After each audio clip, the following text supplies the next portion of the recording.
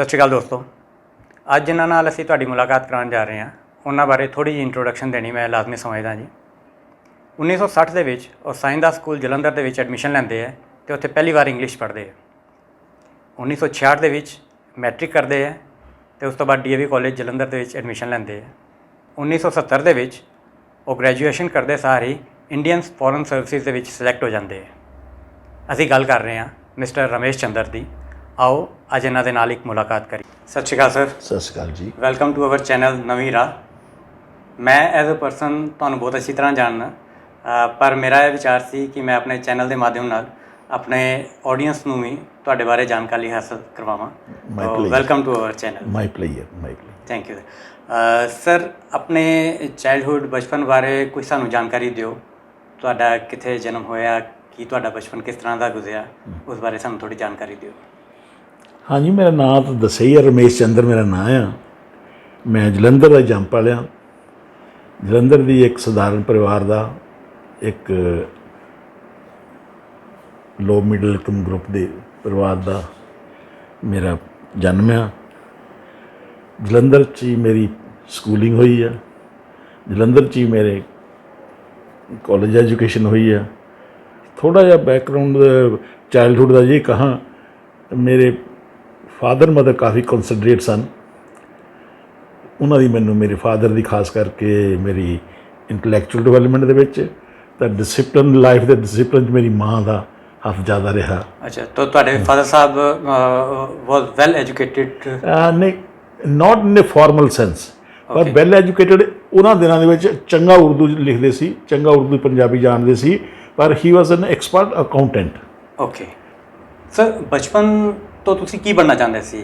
ਤੁਹਾਡੇ ਕੀ ਡ੍ਰੀਮ ਸੀ, dream job ਕੀ ਸੀ? ਹਾਂ, ਇਹ ਤਾਂ ਨਹੀਂ ਕਹਿ ਸਕਦੇ ਕਿਉਂਕਿ ਇੱਕ ਇਹੋ ਜਿਹੇ ਸਧਾਰਨ ਪਰਿਵਾਰ ਜਨਮ ਹੋਇਆ ਕਿ ਮੇਰੇ ਕੋਈ ਡ੍ਰੀਮਸ ਸਨ, ਪਰ ਇੱਕ ਡ੍ਰੀਮਸ ਪੈਦਾ ਹੋ ਗਿਆ ਸੀ ਕਿ ਮੇਰੀ ਜਿਹੜੀ ਘਰ ਦੀ ਬੈਕਗਰਾਊਂਡ ਸੀਗੀ, ਮੇਰੇ ਫਾਦਰ ਦੀ, ਮੇਰੇ ਗ੍ਰੈਂਡਫਾਦਰ ਦੀ, ਇੱਕ ਤਾਂ ਬਿਜ਼ਨਸ ਸੀਗਾ, ਛੋਟਾ ਮੋਟਾ ਸਾਡਾ ਲੈਦਰ ਦਾ ਬਿਜ਼ਨਸ ਸੀਗਾ। ਮੇਰੇ ਗ੍ਰੈਂਡਫਾਦਰ ਦਾ ਪਹਿਲਾਂ ਕਲਕੱਤੇ ਰਹਿੰਦੇ ਸੀ, ਫਿਰ ਇੱਥੇ ਆ ਗਏ। ਅੱਛਾ, ਜਲੰਧਰ। ਫਿਰ ਮੇਰੇ ਫਾਦਰ ਤੱਕ ਪੜ੍ਹੇ ਲਿਖੇ, ਉਹ ਅਕਾਊਂਟੈਂਟ ਸਨ। ਉਹਨਾਂ ਮੈਨੂੰ ਮਨੀਮ ਕਹਿੰਦੇ ਸੀ। ਅੱਛਾ, ਮੰਨੇ ਮਨੀਮ ਸੀ। ਕੁਝ ਜ਼ਿੰਦਗੀ 'ਚ ਕਰਨਾ ਆ, ਕੁਛ ਬਣਨਾ ਆ, ਪੜ੍ਹਨਾ ਲਿਖਣਾ ਆ। ਇਹ ਇੱਕ ਪੈਦਾ ਕਰੋ ਮੈਨੂੰ ਇੱਕ ਗੁੜਤੀ 'ਚ ਹੀ ਮਿਲਿਆ ਬਚਪਨ ਤੋਂ। ਮਤਲਬ ਕਿ ਪੜ੍ਹਾਈ ਦੇ ਪ੍ਰਤੀ ਸਿੰਸੈਰਿਟੀ ਜਿਹੜੀ ਹੈਗੀ ਹੈ ਉਹ ਤੁਹਾਡੇ ਬਚਪਨ ਤੋਂ ਹੀ ਤੁਹਾਡੇ ਨਾਲ ਸੀਗੀ। ਮੈਂ ਇੱਕ ਸਟੂਡੀਅਸ ਜਾਂ ਲੈਬੋਰੀਅਸ ਸਟੂਡੈਂਟ ਰਿਹਾ, ਪਰ ਟਿਮਿਡ। ਲੜਾਈ ਝਗੜੇ ਤੋਂ ਬਚਣਾ, ਕਿਸੇ ਨਾਲ ਝਗੜਾ ਵਗੜਾ ਨਹੀਂ ਕਰਨਾ। ਜਿਸ ਤਰ੍ਹਾਂ ਸਰ ਤੁਸੀਂ ਦੱਸਿਆ ਕਿ ਤੁਹਾਡੀ ਸਕੂਲਿੰਗ ਇੱਥੇ ਲੋਕਲ ਹੀ ਹੋਈ ਹੈ, ਅਤੇ ਮੈਨੂੰ ਲੱਗਦਾ ਸ਼ਾਇਦ ਸਾਈਂਦਾ ਸਕੂਲ ਦੇ ਵਿੱਚ ਤੁਹਾਡੀ ਸਕੂਲਿੰਗ ਹੋਈ ਹੈ। ਤਾਂ ਸਕੂਲਿੰਗ ਟਾਈਮ ਦਾ ਕੁਛ ਐਸਾ ਕੋਈ ਵਧੀਆ ਐਕਸਪੀਰੀਅੰਸ, ਵਧੀਆ ਜਾਂ ਖੱਟਾ ਮਿੱਠਾ ਐਕਸਪੀਰੀਅੰਸ ਜਿਹੜਾ ਤੁਹਾਨੂੰ ਯਾਦ ਹੋਏ? ਹਾਂ, ਕਈ ਇੱਦਾਂ ਹੁੰਦੇ ਆ। ਮੈਨੂੰ ਯਾਦ ਆ, ਇੱਕ ਸਾਡੇ ਟੀਚਰ ਸੀਗੇ, ਉਹਦਾ ਨਾਂ ਖੁੱਲਰ ਸਾਹਿਬ ਸੀਗੇ। ਯੰਗ ਆਦਮੀ ਸੀ ਉਸ ਵੇਲੇ, ਅਤੇ ਉਹਨਾਂ ਨੇ ਸਾਨੂੰ ਇੱਕ ਦਿਨ ਸਿਖਾਇਆ ਨਰੇਸ਼ਨ, ਡਾਇਰੈਕਟ ਇਨਡਾਇਰੈਕਟ ਨਰੇਸ਼ਨ ਸਿਖਾਇਆ। ਅਤੇ ਦੂਏ ਦਿਨ ਸਰਦੀ ਦਾ ਮੌਸਮ ਮੈਨੂੰ ਪੂਰਾ ਯਾਦ ਆ। ਅਤੇ ਉਹ ਪਹਿਲਾਂ ਸਕੂਲ ਸ਼ੁਰੂ ਹੋਣ ਤੋਂ ਪਹਿਲਾਂ ਉਹ ਐਕਸਟਰਾ ਕਲਾਸ ਲੈਂਦੇ ਸੀ, ਜਾਂ ਇੱਕ ਤਾਂ ਕਿ ਬਿਫੋਰ ਸ਼ੁਰੂ ਕਰਨ ਤੋਂ ਪਹਿਲਾਂ। ਅਤੇ ਠੰਡ ਦਾ ਮੌਸਮ ਸੀ, ਸਾਈਕਲ 'ਤੇ ਗਏ ਸੀ, 8ਵੀਂ ਜਮਾਤ 'ਚ ਪੜ੍ਹਦੇ ਸੀ। ਉਹਨੇ ਪੜ੍ਹਾਇਆ ਸੀ, ਉਹਨੇ ਬੋਰਡ ਬਾਹਰ ਹੀ ਸੀ, ਬਾਹਰ ਹੀ ਉਹਨੇ 2-3 ਲਾਈਨਾਂ ਲਾਤੀਆਂ ਬੱਚਿਆਂ ਦੀਆਂ, ਅਤੇ 2 ਸੈਂਟੈਂਸ ਲਿਖ ਤੇ ਬੋਰਡ 'ਤੇ ਕਿ ਇਹਦਾ ਇੰਡਾਇਰੈਕਟ ਕਰੋ। ਉਹ ਸੀਗੇ ਕੜਕ ਸੁਭਾਅ ਦਾ ਸੀਗਾ, ਅਤੇ ਉਹ ਜਿਹਨਾਂ ਆਇਆ, ਜਿਹਦਾ ਇੱਕ ਗਲਤ ਉਹਦੇ 1 ਸੋਟੀ, ਜਿਹਦਾ 2 ਗਲਤ 2 ਸੋਟੀਆਂ। ਉਹ ਮਾਰਦੇ ਸੀ ਬੈਂਤ ਨਾਲ। ਅੱਛਾ, ਅਤੇ ਮੈਂ ਡਰਦਾ, ਜਿੱਦਾਂ ਕਿ ਮੈਂ ਗੱਭੇ ਕੀ ਬਹਿੰਦਾ ਹੁੰਦਾ ਸੀ, ਨਾ ਅੱਗੇ ਨਾ ਪਿੱਛੇ। ਅਤੇ ਜਦ ਤੱਕ ਮੇਰੀ ਵਾਰੀ ਆਈ ਤਾਂ ਮੈਨੂੰ ਉਹਨੇ ਦੇਖਿਆ, ਧੱਕਾ ਦੇ ਕੇ ਪਿੱਛੇ ਧੱਕਾ ਦੇ ਕੇ, ਮੈਂ ਕਹਿੰਦਾ ਫਸ ਗਏ, ਸਾਰਿਆਂ ਨੇ ਸੋਟੀਆਂ ਪੈ ਰਹੀਆਂ, ਤਾਂ ਮੇਰੇ ਤਾਂ ਸੋਟੀਆਂ ਵੀ ਵੱਧ ਪੈਣਾ, ਜਿਹਨੇ ਮੈਨੂੰ ਧੱਕਾ ਦੇ ਕੇ ਬਾਹਰ ਕੱਢ ਦਿੱਤਾ। ਬਸ ਉਹ ਜਦੋਂ ਖਤਮ ਹੋਈ ਗੱਲ, ਉਹਨੂੰ ਕਿਹਾ ਇੱਧਰ, ਕਹਿੰਦਾ ਇਹ ਸਹੀ ਆ। ਆਈ ਵਾਜ਼ ਦਾ ਓਨਲੀ ਸਟੂਡੈਂਟ, ਜੇ ਸਹੀ ਸੀ, ਕੋਈ ਥੋੜ੍ਹੀ ਬਹੁਤੀ ਹਲਕੀ ਜਿਹੀ ਗਲਤੀ ਸੀ ਜਦੋਂ ਧੱਕਾ ਪਿਆ। ਤਾਂ ਸੋਟੀ ਨਹੀਂ ਪਈ, ਧੱਕਾ ਪਿਆ। ਇਹ ਗੱਲ ਕਦੀ ਨਹੀਂ, ਇਹ ਗੱਲ ਤਾਂ ਦੇਖੋ, ਉਹ ਧੱਕਾ ਵੀ ਜਿਹੜਾ ਧੱਕਾ ਯਾਦ ਹੈ, ਅੱਜ ਤੱਕ ਯਾਦ ਆ। ਉਹ ਧੱਕੇ ਨੇ ਬਹੁਤ ਗਾਂਹ ਕੀਤਾ। ਸਰ, ਮੈਂ ਇੱਕ ਗੱਲ ਹੋਰ ਮੇਰੇ ਸੁਣਨ 'ਚ ਆਈ ਸੀ ਕਿ ਗ੍ਰੈਜੂਏਸ਼ਨ ਤੋਂ ਪਹਿਲੇ ਤੁਹਾਡੀ ਨੌਕਰੀ ਲੱਗ ਗਈ ਸੀ ਤੇ ਉਹ ਕਿੱਥੇ ਲੱਗੀ ਸੀ, ਕੀ ਹੋਇਆ ਸੀ? AGCR ਆਫਿਸ ਦੇ ਅਕਾਊਂਟੈਂਟ ਜਨਰਲ ਆਫ ਇੰਡੀਆ ਦੇ ਆਫਿਸ 'ਚ ਓਕੇ। ਕਲਰਕ ਦੀ ਨੌਕਰੀ ਸੀਗੀ, ਗ੍ਰੈਜੂਏਟ ਨਾ ਸੀਗਾ, ਐਗਜ਼ਾਮ ਦੇਣਾ ਸੀਗਾ। ਐਗਜ਼ਾਮ ਦੇਣ ਲਈ ਚੰਡੀਗੜ੍ਹ ਗਏ ਸੀ, ਚੰਡੀਗੜ੍ਹ ਦੇਖਿਆ ਨਾ ਸੀ, ਕਿ ਨਾਲੇ ਚੰਡੀਗੜ੍ਹ ਦੇਖ ਲੈਂਦੇ ਆ ਤੇ ਨਾਲੇ ਐਗਜ਼ਾਮ ਦੇ ਆਉਂਦੇ ਆ। ਤੇ ਖੈਰ ਪਰਮਾਤਮਾ ਦੀ ਦਇਆ, ਆਪਣਾ ਨੰਬਰ ਆ ਗਿਆ ਪਹਿਲਾਂ ਹੀ।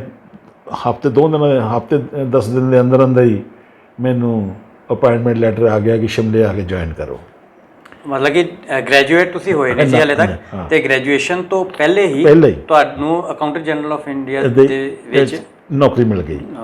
ਤੇ ਪਰ ਮੈਂ ਗ੍ਰੈਜੂਏਟ ਕਰਨ ਦੀ ਭੂਤ ਸੀਗਾ ਵੀ ਪਹਿਲਾਂ ਦਿਨ 'ਚ ਵੀ ਕਰਨਾ ਹੀ, ਗ੍ਰੈਜੂਏਸ਼ਨ ਤਾਂ ਕਰਨੀ ਆ। ਤੋ ਮਤਲਬ ਕਿ AG ਆਫਿਸ ਦੇ ਵਿੱਚ ਲੱਗੀ ਹੋਈ ਨੌਕਰੀ ਤੁਸੀਂ ਡੈਲੀਬਰੇਟਲੀ ਉਹਨੂੰ ਛੱਡਤਾ, ਉਹਨੂੰ ਤੁਸੀਂ ਸਿਰਫ ਇਸ ਕਰਕੇ ਕਿ ਤੁਸੀਂ ਗ੍ਰੈਜੂਏਸ਼ਨ ਕੰਪਲੀਟ ਕਰਨੀ? ਹਾਂ ਡੈਲੀਬਰੇਟਲੀ ਤਾਂ ਨਹੀਂ ਮੈਂ ਕਹਾਂਗਾ, ਇਹਦੇ ਕੌਨਸ਼ੀਅਸਲੀ ਐਂਡ ਬਿਲਕੁਲ ਕੰਸੀਡਰ ਤਰੀਕੇ ਨਾਲ ਇੱਕ ਡਿਸੀਜਨ ਲੈ ਕੇ ਕਿ ਇਹ ਨਹੀਂ ਕਰਨੀ। ਕੈਲਕੂਲੇਟਰ ਰਿਸਕ ਤੁਸੀਂ ਕਹਿ ਸਕਦੇ ਹੋ, ਕੈਲਕੂਲੇਟਰ ਰਿਸਕ ਲੈ ਕੇ। ਹਾਂ, ਕਿਉਂਕਿ ਮੈਨੂੰ ਉਮੀਦ ਸੀਗੀ ਕਿ ਜਿਹੜਾ ਮੈਂ ਐਗਜ਼ਾਮ UPSC ਦਾ ਦਿੱਲੀ ਦੇ ਕੇ ਆਇਆ ਉਹਦਾ ਰਿਜ਼ਲਟ ਆਏਗਾ, ਤਾਂ ਮੈਨੂੰ ਪੂਰਾ ਕੌਨਫੀਡੈਂਸ ਸੀ ਕਿ ਉਹਦਾ ਰਿਜ਼ਲਟ ਸਰ ਮੇਰੇ ਹੱਕ 'ਚ ਹੀ ਆਏਗਾ, ਔਰ ਹੋਇਆ ਵੀ। ਜਿਸ ਵੇਲੇ ਰਿਜ਼ਲਟ ਆਇਆ UPSC ਦਿੱਲੀੋਂ, ਤਾਂ ਮੇਰੇ ਪਾਸ ਜਦੋਂ ਮਿਨਿਸਟਰੀ ਆਫ ਐਕਸਟਰਨਲ ਫਿਰ ਤੋਂ ਅਪਾਇੰਟਮੈਂਟ ਲੈਟਰ ਆਇਆ, ਤਾਂ ਮੈਂ ਤਾਂ ਖੁਸ਼ ਹੋ ਗਿਆ ਵੀ ਫੋਰਨ ਸਰਵਿਸ ਮਿਲ ਗਈ ਹੈ, ਜਿਹੜੀ ਟੌਪ ਬੰਦਿਆਂ ਨੂੰ ਮਿਲਦੀ ਆ ਉਹ ਮਿਲ ਗਈ ਮੈਨੂੰ। ਇਹ ਤੇ ਹੋਇਆ ਤੁਹਾਡਾ ਕਲੈਰੀਕਲ ਐਂਟਰੀ ਫੋਰਨ ਅਫੇਅਰਸ ਦੇ ਵਿੱਚ, ਮਿਨਿਸਟਰੀ ਆਫ ਫੋਰਨ ਅਫੇਅਰਸ ਦੇ ਵਿੱਚ। ਤਾਂ ਉਸ ਤੋਂ ਬਾਅਦ ਬਿਊਰੋਕ੍ਰੇਸੀ 'ਚ ਇਹਦੇ ਕਨਵਰਜਨ ਕਿਸ ਤਰ੍ਹਾਂ ਆਈ? ਫਿਰ ਆਪਣੀ ਸ਼ੇਅਰ ਐਫਰਟ ਆ, ਸ਼ੇਅਰ ਮਿਹਨਤ ਆ, ਫਿਰ ਇੱਕ ਰਾਸਤਾ ਖੁੱਲ੍ਹ ਗਿਆ, ਗ੍ਰੈਜੂਏਟ ਹੋ ਗਿਆ, 70 'ਚ ਗ੍ਰੈਜੂਏਟ ਹੋ ਗਿਆ। ਜਦੋਂ ਗ੍ਰੈਜੂਏਟ ਹੋ ਗਿਆ ਤਾਂ ਫਿਰ ਮੇਰੇ ਰਾਸਤੇ ਖੁੱਲ੍ਹ ਗਏ। ਐਸਪੀਰੇਸ਼ਨ ਤਾਂ ਪਹਿਲਾਂ ਹੀ ਸੀ ਕਿ ਸਿਵਲ ਸਰਵਿਸਿਜ਼ ਵੱਲ ਨੂੰ ਜਾਣਾ ਆ, ਕਿ ਚੰਗੀ ਨੌਕਰੀ ਕਰਨੀ ਆ। ਫਿਰ ਐਗਜ਼ਾਮ ਆ, ਉੱਥੇ ਸਿਰਫ ਤੁਹਾਡੀ ਮਿਹਨਤ ਹੀ ਕੰਮ ਆਉਣਾ, ਤੇ ਉਹ ਇਹੀ ਮੇਰਾ ਮੁੱਦਾ ਸੀ, ਇਹੀ ਮੇਰਾ ਕੌਨਫੀਡੈਂਸ ਸੀਗਾ, ਔਰ ਇਹੀ ਮੇਰੇ ਐਸੈਟ ਸੀਗਾ। ਹੋਰ ਤਾਂ ਸਾਡੇ ਕੋਲ ਨਾ ਕੋਈ ਪੈਸੇ ਸੀ, ਨਾ ਕੋਈ ਹੋਰ ਕੋਈ ਗਿਆਨ ਸੀ, ਨਾ ਕੋਈ ਪੁੱਛ ਸੀ, ਨਾ ਕੋਈ ਪੁੱਲ ਸੀ। ਤੇ ਬਸ ਫਿਰ ਲੱਗ ਗਏ। ਇੱਕ ਐਗਜ਼ਾਮ ਦਿੱਤਾ, 2 ਐਗਜ਼ਾਮ ਦਿੱਤੇ, 3 ਐਗਜ਼ਾਮ ਦੇ ਐਗਜ਼ਾਮ ਦੇ ਕੇ ਤਦ ਤੱਕ 70 ਤੋਂ ਲੈ ਕੇ 74 ਦੇ ਵਿੱਚ ਮੈਂ ਉਹਨਾਂ ਨੂੰ ਹੋਰ ਬਣ ਗਿਆ, ਚੰਗੀ ਪੋਜੀਸ਼ਨ ਆ ਗਈ। 77 ਦੇ ਵਿੱਚ ਪੋਸਟਿੰਗ ਬਾਹਰ ਹੋ ਗਈ ਫੋਰਨ ਆਫਿਸ 'ਚੋਂ ਹੀ। ਓਕੇ। 77 ਦੇ ਵਿੱਚ ਉੱਥੇ ਫਿਰ ਐਗਜ਼ਾਮ ਦਿੱਤਾ UPSC ਦਾ ਹੀ। 80 ਦੇ ਵਿੱਚ ਮੈਂ ਫਿਰ ਡਿਪਾਰਟਮੈਂਟ ਦੇ ਵਿੱਚ ਤੁਸੀਂ ਐਗਜ਼ਾਮ ਦੇ ਗਏ, ਤੁਸੀਂ ਸਟੈਪ ਬਾਏ ਸਟੈਪ ਅੱਗੇ ਵਧਦੇ ਗਏ, ਤੇ ਉਧਰੋਂ ਕਲੈਰੀਕਲ ਜੌਬ ਤੋਂ ਛੱਡ ਕੇ ਫਿਰ ਮੈਂ ਅਟੈਚੀ ਬਣ ਗਿਆ। ਪਹਿਲੀ ਵਾਰੀ attache diplomat, full flash diplomat with red passport. Attache ਇੱਕ ਡਿਪਲੋਮੈਟਿਕ ਰੈਂਕ ਆ, ਇੰਟਰਨੈਸ਼ਨਲ ਰਿਕੋਗਨਾਈਜ਼ਡ ਰੈਂਕ ਆ। ਉਸ ਤੋਂ ਬਾਅਦ ਮੈਂ ਅਟੈਚੀ ਤੋਂ ਲੈ ਕੇ ਹਰ ਰੈਂਕ ਤੱਕ ਮੈਂ ਡਿਪਲੋਮੈਟਿਕ ਸਫ਼ਰ ਕੀਤਾ। ਤਾਈਓ ਮੈਨੂੰ ਕਹਿੰਦੇ ਆ ਕੈਰੀਅਰ ਡਿਪਲੋਮੈਟ, ਵੀ ਮੇਰਾ ਕੈਰੀਅਰ ਹੀ ਡਿਪਲੋਮੈਸੀ ਹੈ।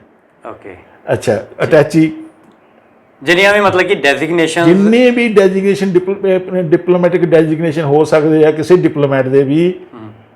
ਪਹਿਲੀ ਗੱਲ ਤਾਂ ਕੋਈ ਵੀ ਇੰਡੀਅਨ ਫੋਰਨ ਸਰਵਿਸ ਦਾ ਬੰਦਾ ਅਲਟੀਮੇਟ ਅੰਬੈਸਡਰ ਹੀ ਬਣ ਸਕਦਾ, ਉਹ ਮੈਂ ਬਣਿਆ।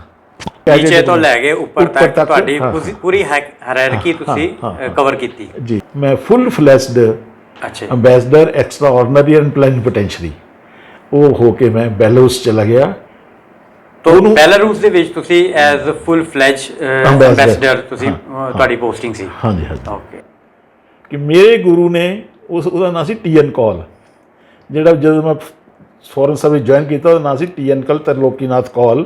ਬਹੁਤ ਨੋਨ ਡਿਪਲੋਮੈਟ ਹੈ, ਉਹਨੇ ਬਹੁਤ ਕਿਤਾਬਾਂ ਵੀ ਲਿਖੀਆਂ, ਫੋਰਨ ਸੈਕਟਰੀ ਸੀ ਉਹ ਸੀਗਾ। ਅੱਛਾ। ਤਾਂ ਉਹਨੇ ਉਹ 'ਚ ਕਿਤਾਬ ਲਿਖੀ, ਅੰਬੈਸਡਰਸ ਨੀਡ ਨਾਟ ਲਾਈ। ਕਿਤਾਬ ਦਾ ਨਾਂ ਸੀਗਾ ਅੰਬੈਸਡਰਸ ਨੀਡ ਨਾਟ ਲਾਈ। ਕਿਉਂਕਿ ਜਨਰਲੀ ਇਹ ਕਿਹਾ ਜਾਂਦਾ ਹੈ ਡਿਪਲੋਮੈਸੀ ਦੇ ਵਿੱਚ, ਅੰਬੈਸਡਰ ਦੀ ਪੁਰਾਣੀ ਜਿਹੜੀ ਡਿਪਲੋਮੈਸੀ 'ਚ ਡੈਫੀਨੇਸ਼ਨ ਆ, ambassadors are sent to another country to lie about their own country. ਅੰਬੈਸਡਰਾਂ ਬਾਰੇ ਇਹ ਕਿਹਾ ਜਾਂਦਾ, ambassadors are sent to another country to lie about their own country. ਤੇ ਉਹਨੇ ਲਿਖਿਆ ਅੰਬੈਸਡਰਸ ਨੀਡ ਨਾਟ ਲਾਈ। ਉਹਨੇ ਉਲਟੀ ਗੱਲ ਪਰਸੈਪਸ਼ਨ ਜਿਹੜੀ ਬਣੀ ਹੋਈ ਸੀ ਆਮ, ਮੈਂ ਕਿਹਾ ਮੈਂ ਉਹਦਾ ਸ਼ਾਗਿਰਦ ਹਾਂ। ਅੰਬੈਸਡਰਸ ਨੀਡ ਨਾਟ ਲਾਈ, ਕਿਉਂਕਿ ਮੈਂ ਇੱਥੇ ਤੁਹਾਨੂੰ ਕੁਛ ਬੋਲਦਾ ਹੁਣ, ਉਹ ਤੋਂ ਪਹਿਲਾਂ ਹੀ ਹੋਰ ਨਿਊਯਾਰਕ ਪਹੁੰਚਿਆ ਹੁੰਦਾ। ਅੱਜ ਦੇ ਟਾਈਮ ਦੇ ਇਸ ਕਰਕੇ ਮੈਂ ਝੂਠ ਨਹੀਂ ਬੋਲ ਸਕਦਾ। ਇਸ ਕਰਕੇ I don't believe in that diplomacy ਮੈਂ ਤਾਂ ਅੰਬੈਸਡਰ ਨੀਡ ਨਾਟ ਲਾਈ ਦੇ 'ਚ ਯਕੀਨ ਕਰਦਾ। ਸਰ ਤੁਹਾਡੇ ਟੈਨਿਓਰ ਦੇ ਵਿੱਚ ਕੁਝ ਐਸੇ ਮੇਜਰ ਇਨਸੀਡੈਂਟਸ ਹੋਏ ਹੋਣ, ਉਹਨਾਂ ਬਾਰੇ ਸਾਨੂੰ ਜਾਣਕਾਰੀ ਦਿਓ, ਜਿਹੜੇ ਕਿ ਹਿਸਟੋਰੀਕਲ ਜਿਨ੍ਹਾਂ ਦੀ ਇੰਪੋਰਟੈਂਸ ਹੋਏ। ਜੀ ਹਾਂ, ਡਿਪਲੋਮੈਸੀ ਦੇ ਵਿੱਚ ਬਹੁਤ ਸਾਰੇ ਬੜੇ ਲੋਕਾਂ ਨੂੰ ਮਿਲਣ ਦਾ ਮੌਕਾ ਮਿਲਦਾ। ਜਾਣ ਕਿ ਮੈਂ ਬੜੇ ਲੋਕਾਂ ਨਾਲ, ਮੈਨੂੰ ਬੜੀ ਆਪਣੀ ਲੀਡਰਸ਼ਿਪ ਨਾਲ, ਬਾਹਰਲੀ ਬੜੀ ਲੀਡਰਸ਼ਿਪ ਨਾਲ ਕੰਮ ਕਰਨ ਦਾ ਮੌਕਾ ਮਿਲਿਆ। ਆਪਣੀ ਇੰਡੀਆ ਦੀ ਲੀਡਰਸ਼ਿਪ ਦੇ ਨਾਲ ਮੈਂ ਜਿੱਦਾਂ ਦੱਸਿਆ, ਮੈਂ ਪ੍ਰਾਈਮ ਮਿਨਿਸਟਰ ਇੰਦਰਾ ਗਾਂਧੀ ਦੇ ਨਾਲ ਕੰਮ ਕੀਤਾ, ਗਿਆਨੀ ਜੈਲ ਸਿੰਘ ਦੇ ਨਾਲ ਕੰਮ ਕੀਤਾ, ਅਟਲ ਬਿਹਾਰੀ ਵਾਜਪਾਈ ਸਾਹਿਬ ਨਾਲ ਕੰਮ ਕੀਤਾ, ਜਸ਼ਵੰਤ ਸਿੰਘ ਸਾਡੇ ਫੋਰਨ ਮਿਨਿਸਟਰ ਨਾਲ ਕੀਤਾ, ਆਈ ਕੇ ਗੁਜਰਾਲ ਨਾਲ ਕੰਮ ਕੀਤਾ, ਰਾਜੀਵ ਗਾਂਧੀ ਨਾਲ ਕੰਮ ਕੀਤਾ, ਅਤੇ ਕਈ ਚੰਗੇ ਖੱਟੇ ਮਿੱਠੇ ਤਜਰਬੇ ਵੀ ਹੋਏ, ਕਈ ਇਮੋਸ਼ਨਲ ਤਜਰਬੇ ਵੀ ਹੋਏ। ਜਿੱਦਾਂ ਇੰਦਰਾ ਗਾਂਧੀ ਦੇ ਨਾਲ ਮੈਂ ਬਹੁਤ ਨਜ਼ਦੀਕ ਤੋਂ ਕੰਮ ਕਰਦਾ ਸੀਗਾ, ਅਤੇ ਉਹਨਾਂ ਦੀ ਅਸੈਸੀਨੇਸ਼ਨ ਹੋ ਗਈ 84 ਦੇ ਵਿੱਚ ਅਸੈਸੀਨੇਸ਼ਨ ਹੋਈ, ਬੜੀ ਅਨਫੋਰਚੂਨੇਟ ਗੱਲ ਹੋਈ। ਅਤੇ ਉਸ ਵੇਲੇ ਮੈਂ ਸਾਨਾ ਸੀਗਾ ਯਮਨ 'ਚ। Giani Zail Singh president of India ਉਸ ਵੇਲੇ ਉਹ ਸਾਨਾ ਦੀ ਵਿਜ਼ਿਟ 'ਤੇ ਸੀ। ਆਈ ਵਾਜ਼ ਦਾ ਫਸਟ ਪਰਸਨ ਜਿਹਨੂੰ ਇਹ ਪਤਾ ਲੱਗਾ ਕਿ ਇੰਦਰਾ ਗਾਂਧੀ ਨਾਲ ਦਿੱਲੀ ਆ ਹੋ ਗਿਆ। ਤੋ ਉਸ ਟਾਈਮ ਮੈਂ ਅੰਬੈਸੀ ਸੀਗਾ, ਪਰ ਮੈਂ ਉਸ ਵੇਲੇ ਅੰਬੈਸੀ ਵਿੱਚ ਨਾ ਸੀ ਠਹਿਰਿਆ, ਗਿਆਨੀ ਜੈਲ ਸਿੰਘ ਦੇ ਨਾਲ ਪੈਲਸ 'ਚ ਠਹਿਰਿਆ ਸੀ। ਗਿਆਨੀ ਜੈਲ ਸਿੰਘ ਦਾ ਪਰਿਵਾਰ ਨਾਲ ਗਿਆ ਸੀ। ਗਿਆਨੀ ਜੈਲ ਸਿੰਘ, ਉਹਦਾ ਪਰਿਵਾਰ, ਉਹ ਪਰਸਨਲ ਡਾਕਟਰ ਸਿਰਫ ਉੱਥੇ ਸੀ, ਔਰ ਮੈਂ ਸੀ, ਮੇਰਾ ਸੈਕਟਰੀ ਸੀ। ਬਾਕੀ ਸਾਰਾ ਡੈਲੀਗੇਸ਼ਨ ਹੋਟਲ ਸੀ। ਸਰ ਤੁਸੀਂ ਪੂਰੀ ਦੁਨੀਆ ਘੁੰਮੇ ਹੋ, ਅਲੱਗ-ਅਲੱਗ ਦੇਸ਼ਾਂ ਦੇ ਵਿੱਚ ਗਏ ਹੈਗੇ ਹੋ, ਬਾਕੀ ਦੇਸ਼ਾਂ ਦਾ ਅਤੇ ਇੰਡੀਆ ਦਾ ਕੰਪੈਰੀਜ਼ਨ ਤੁਸੀਂ ਕਿਸ ਤਰ੍ਹਾਂ ਕਰਦੇ ਹੈਗੇ ਹੋ? ਬਹੁਤ ਚੰਗਾ ਸਵਾਲ ਵੀ ਆ ਅਤੇ ਔਖਾ ਸਵਾਲ ਵੀ ਆ। ਮੈਂ ਅੰਬੈਸਡਰ ਹੋ ਕੇ ਇਹ ਕਹਿੰਦਾ ਹੁੰਦਾ, India is a large country with large problems. Definitely sir, definitely. ਇਹ ਮੈਂ ਬਹੁਤ ਵਾਰੀ ਆਪਣੇ ਭਾਸ਼ਣਾਂ 'ਚ ਕਿਹਾ ਬਾਹਰ। ਅੱਛਾ, ਇੰਡੀਆ ਹੈਜ਼ ਕਮ। ਫਿਰ ਦੂਸਰਾ ਸੈਂਟੈਂਸ ਮੇਰਾ ਬਹੁਤ ਵਾਰੀ ਇੱਦਾਂ ਹੁੰਦਾ, ਜਦੋਂ ਇੱਦਾਂ ਦਾ ਸਵਾਲ ਕੋਈ ਆਉਂਦਾ, ਇੰਡੀਆ ਦੀ ਪ੍ਰੋਗਰੈਸ ਨੂੰ ਮੈਜ਼ਰ ਕਰਨ ਲਈ ਮੇਰਾ ਇੱਕ ਸਟੈਂਡਰਡ ਸੈਂਟੈਂਸ ਰਿਹਾ, ਮੇਰੇ ਭਾਸ਼ਣਾਂ 'ਚ ਬਹੁਤ ਵਾਰੀ ਸੁਣਿਆ ਹੋਏਗਾ, India has come a long way but we are still to go a long way. Yes sir, ਇਹ ਸਮ ਅਪ ਕਰਦੀ ਹੈ ਗੱਲ। ਬਿਲਕੁਲ ਸਮ ਅਪ ਕਰਦੀ ਹੈ। ਬਾਹਲਿਆਂ ਨਾਲੋਂ ਚੰਗੇ ਆ, ਬਾਹਲਿਆਂ ਨਾਲੋਂ ਥੱਲੇ ਆ। ਬਾਹਲਿਆਂ ਨਾਲੋਂ ਥੱਲੇ ਆ। ਤੁਹਾਡੀ ਕੀ ਪਰਸੈਪਸ਼ਨ ਹੈਗੀ ਹੈ ਕਿ ਅਸੀਂ ਅੱਗੇ ਬਹੁਤ ਅੱਗੇ ਵੱਧ ਚੁੱਕੇ ਹਾਂ, ਜਾਂ ਹਾਲੇ ਅਸੀਂ ਬਹੁਤ ਜ਼ਿਆਦਾ ਪਿਛੜੇ ਰਹਿ ਚੁੱਕੇ ਹਾਂ? ਦੋਨੋਂ ਗੱਲਾਂ ਸੱਚੀਆਂ। ਦੋਨੋਂ ਗੱਲਾਂ ਸੱਚੀਆਂ। ਮੇਰਾ ਇੱਕ ਅੰਬੈਸਡਰ ਸੀ, ਉਹ ਕਹਿੰਦਾ ਹੁੰਦਾ ਸੀਗਾ, this is also true for India, that is also true for India. ਕਿ ਦੋਨੋਂ ਚੀਜ਼ਾਂ ਆ, ਕਿਉਂਕਿ ਬੜਾ ਕੰਟਰੀ ਹੈ, ਬੜੀ ਪ੍ਰੋਬਲਮਸ ਹੈ। ਮੇਰਾ ਇੱਕ ਡਰਾਈਵਰ ਸੀ ਸਟਾਕਹੋਮ 'ਚ, ਸਵੀਡਨ। ਉਹ ਕਹਿੰਦਾ ਹੀ ਬੱਚਿਆਂ ਬਾਰੇ, ਜਿੱਦਾਂ ਮੈਂ ਇੰਡੀਆ ਬਾਰੇ ਕਿਹਾ, ਕਹਿੰਦਾ sir small children small problem, big children big problem. ਇਸ ਇੰਡੀਆ ਦਾ ਇਹ ਹਾਲ ਹੈ। ਪਰ ਅਸੀਂ ਔਨਲਾਈਨ ਆ, ਔਨ ਟਰੈਕ ਆ, ਔਨ ਰੇਲਸ ਆ, but still we have to go a long way. Sir ਅਸੀਂ IFS ਦੀ ਗੱਲ ਕੀਤੀ, IAS ਵੀ ਰਿਲੇਟਿਡ ਹੀ ਟੌਪਿਕ ਹੈ। How you see an IAS officer working within the domestic domains and an IFS working in the international territories? ਬਿਲਕੁਲ naturally ਇਹ ਦੋ ਡਿਫਰੈਂਟ ਫੀਲਡਸ ਆ as for as the profession is concerned. ਜਿੱਥੇ ਤੱਕ ਇਹਨਾਂ sphere ਦੀ ਗੱਲ ਆ, IAS IPS ਜਾਂ ਦੂਸਰੀ IRS ਜਾਂ ਹੋਰ ਜਿਹੜੇ ਹੈਗੇ ਆ, ਇਹਨਾਂ ਕੋਲ ਹੈ ਐਗਜ਼ੀਕਿਊਟਿਵ ਪਾਵਰ। ਇਹ ਸਾਹਮਣੇ ਦੱਸਦਾ ਵੀ DC ਹੈ, ਉਹਨੂੰ ਪਤਾ ਵੀ IPS ਕਮਿਸ਼ਨਰ ਹੈ, ਉਹ ਕੋਈ ਗੋਲੀ ਹੈ, ਕੋਈ ਪੁਲਿਸ ਹੈ, ਉਹ ਸਲੂਟ ਕਰਨ ਵਾਲੇ ਆ, ਉਹਦੇ ਥੱਲੇ ਅੱਗੇ ਪਿੱਛੇ ਗੱਡੀਆਂ ਕਾਰਾਂ ਪਾਉਂਦੇ ਫਿਜ਼ੀਕਲੀ ਦਿਖ ਰਿਹਾ। ਪਰ ਡਿਪਲੋਮੈਸੀ ਵਿੱਚ ਇੱਦਾਂ ਨਹੀਂ ਹੈ। ਡਿਪਲੋਮੈਸੀ ਦੇ ਵਿੱਚ ਵਿਜ਼ੀਬਿਲਿਟੀ, ਤਾਂਹੀਓ ਮੈਂ ਬਹੁਤ ਵਾਰੀ ਹੁਣ ਵੀ ਜਿੱਥੇ ਹੋਇਆ ਤਾਂ ਕਹਿੰਦੇ I remained a faceless diplomat for 40 years। Diplomacy ਦਾ ਕੋਈ ਫੇਸ ਨਹੀਂ ਆਪਣਾ, ਕੋਈ ਤੁਹਾਨੂੰ ਕੋਈ ਯੂ ਲੂਜ਼ ਯੂਰ ਆਈਡੈਂਟੀਟੀ। ਹਾਂ, ਜਦੋਂ ਪਰ ਬਾਹਰ you are the only person who can hold the flag of India. ਜਿਹੜੇ ਇੰਟਰਨੈਸ਼ਨਲ ਰਿਕੋਗਨੀਸ਼ਨ ਦੇ ਵਿੱਚ ਉਹਨੂੰ ਕਹਿੰਦੇ ਅੰਬੈਸਡਰ ਐਕਸਟਰਾ ਆਰਡੀਨਰੀ ਪਲੈਨੀਪੋਟੈਂਸ਼ੀ ਦਾ ਮੈਨਾਂ ਕੀ ਆ ਕਿ ਇੱਕ ਉਹ ਇੰਨੀਆਂ ਪਾਵਰਾਂ ਆ president of India the direct representative ਆ ਜਿਹੜਾ ਉਹਦੇ ਬਿਹਾਫ ਤੇ ਨੈਗੋਸ਼ੀਏਟ ਕਰ ਸਕਦਾ, ਉਹਦੇ ਬਿਹਾਫ ਤੇ ਗੱਲਬਾਤ ਕਰਨ ਦਾ ਹੀ ਇਹ ਲਿਖ ਕੇ ਦਿੱਤਾ ਜਾਂਦਾ ਉਹਨੂੰ ਉੱਥੇ ਦੀ ਸਰਕਾਰ ਨੂੰ ਵੀ ਇਹ ਬੰਦਾ ਆ ਮੇਰੇ ਬਿਹਾਫ ਤੇ ਜਿਹੜੀ ਮਰਜ਼ੀ ਗੱਲ ਕਰ ਸਕਦਾ। ਇੱਕ ਤਰ੍ਹਾਂ ਨਾਲ ਪਾਵਰ ਆਫ ਅਟਾਰਨੀ ਦੇ ਦਿੱਤੀ ਜਾਂਦੀ ਹੈ। ਉਹਨੂੰ ਕਹਿੰਦੇ ਅੰਬੈਸਡਰ ਐਕਸਟਰਾ ਆਰਡੀਨਰੀ ਪਲੈਨੀਪੋਟੈਂਸ਼ੀਅਰੀ ਤਾਂ ਜੋ ਕਹਿੰਦੇ ਉਹਨੂੰ। ਅੱਛਾ, ਬਹੁਤ ਇੱਜ਼ਤਮਾਨ ਦਾ ਨੌਕਰੀ ਆ, ਬਹੁਤ ਹਾਈ ਔਰਾ ਦੀ ਨੌਕਰੀ ਆ, ਬੜੇ ਬੰਦੇ ਨਾਲ ਮਿਲਣਾ, ਬੜੀ ਗੱਲ ਕਰਨਾ, ਬਹੁਤ ਬੜੇ ਕਲਚਰ 'ਚ ਰਹਿਣਾ, ਅਲੱਗ ਕਲਚਰ ਦੇਖਣੇ, ਅਲੱਗ ਲੋਕਾਂ ਨਾਲ। Sir in the last one more question, ਤੁਸੀਂ IFS ਦੇ ਵਿੱਚ ਕੀ ਲੂਜ਼ ਕੀਤਾ? ਯਾ ਐਜ਼ ਅ ਸੈਡ IFS 'ਚ ਇੱਕ ਇਮੋਸ਼ਨਲ, ਮੈਂ ਦੱਸਿਆ ਜਿੱਦਾਂ ਕਿ ਮੈਂ ਪੇਰੈਂਟਸ ਦੀ ਜਾਂ ਆਪਣੇ ਕਿਸੇ ਦੀ ਡੈਥ 'ਤੇ ਨਹੀਂ ਆ ਸਕਿਆ, ਮਾਈ ਵਾਈਫ ਨਹੀਂ ਆ ਸਕੀ, ਆਪਣੇ ਫਾਦਰ ਦੀ ਡੈਥ 'ਤੇ ਨਹੀਂ ਆ ਸਕੀ।